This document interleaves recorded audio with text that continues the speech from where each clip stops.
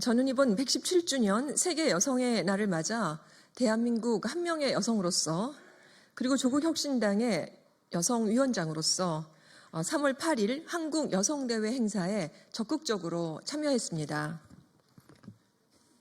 이 대회는 1985년부터 한국여성단체연합의 주관으로 개최된 것으로 올해 40회를 맞이하였습니다. 이 대회는 다양한 여성 의제를 대대적으로 알리고 성평등한 사회를 열망하는 여성들의 연대의 힘을 가시화하는 데 그리고 축제하는 데 열린 그 장이었습니다. 우리 조국혁신당 여성위원회는 이번 행사에서 여성 정책에 관한 시민들의 수요 조사를 진행했는데 놀라운 결과가 나타났습니다. 제시한 7개 정책 유형 중 성범죄 처벌 강화가 압도적인 지지를 받은 것입니다. 우리나라의 현 주소인 것이죠. 오늘 저는 참담한 심정으로 이 자리에 섰습니다. 최근 장제원 전 국민의힘 의원이 과거 대학교 부총장 시절에 비서에게 성폭력 범죄를 저질렀다는 충격적인 의혹이 제기되었습니다. 2015년 11월 총선 출마 포스터 촬영 후에 서울 강남 한 호텔에서 자신의 비서 A씨와 술자리를 가진 뒤에 성폭력을 행사한 혐의입니다. 사건 이후에 장 전 의원은 그렇게 가면 내 마음은 어떡해 등의 문자를 보낸 것으로 전해지고 있습니다. 피해자는 이후 극심한 트라우마로 정신적인 문제로 인해서 정상적으로 근무하는 것조차 어려웠다고 합니다. 그러나 장제원 전 의원은 고소 내용은 거짓으로 단정하고 현재 모든 혐의를 부인하고 있습니다. 게다가 보도 이후 하루 만인 3월 5일자로 국민의힘에게 탈당 의사를 밝히면서 누명을 벗고 돌아오겠다고 했습니다. 되려 음모와 배경이 있는 것은 아닌지 강한 의심이 든다면서 2차 가해까지 서슴지 않고 있습니다. 시간이 흐르면 죄가 덮입니까? 시간이 흐르면 지었던 죄가 아무렇지도 않아지는 겁니까? 성폭력 사건이 벌어졌을 때 피해자가 즉시 신고하는 경우가 얼마나 될 거라고 봅니까? 그렇게 당당하면 왜 당을 탈당합니까?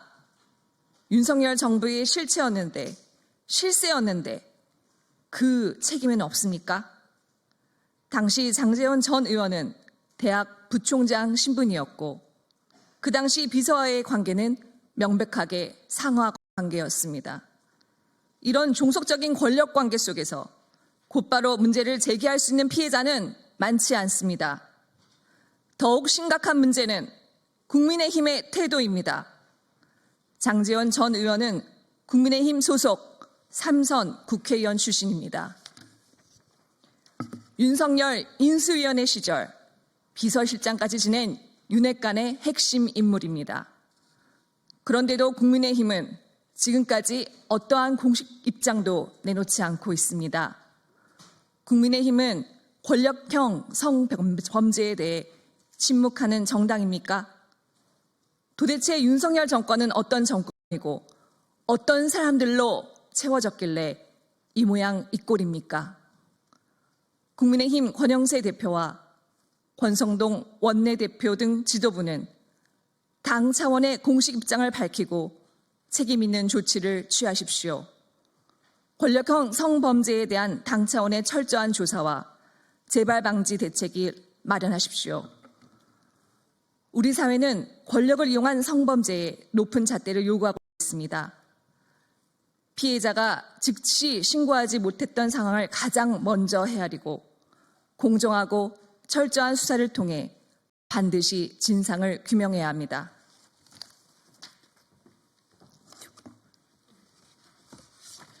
존경하는 국민 여러분, 2016년 미투 운동 이후 우리 사회에는 많은 변화가 있었습니다. 피해자들의 목소리는 세상 밖으로 나왔고 성폭력에 대한 사회적 인식과 경각심을 높여왔습니다. 그러나 이번 장제원 사건에서 보듯이 여전히 권력형 성범죄가 반복되는 상황을 마주하고 있습니다. 미투 운동이 남긴 사회적 교훈이 아직도 제대로 받아들여지지 않았다는 사실에 분노합니다. 저희 조국혁신당 여성위원회는 이번 사건이 끝날 때까지 목소리를 높이겠습니다. 경찰은 철저한 수사를 통해 진실을 밝혀야 하며 검찰 역시 어떠한 외압에도 흔들리지 않고 법과 원칙에 따라 엄정한 조치를 취해야 합니다. 마지막으로 국민의힘이 계속해서 침묵한다면 이는 단순한 방관이 아니라 성범죄에 대한 무관용 원칙을 스스로 저버리는 것과 다름없다는 명징한 증거입니다. 우리는 피해자의 용기에 연대하며 철저한 수사와 정의로운 판결이 이루어질 때까지 끝까지 함께 하겠습니다. 감사합니다. 2025년 3월 10일 조국혁신당 여성위원회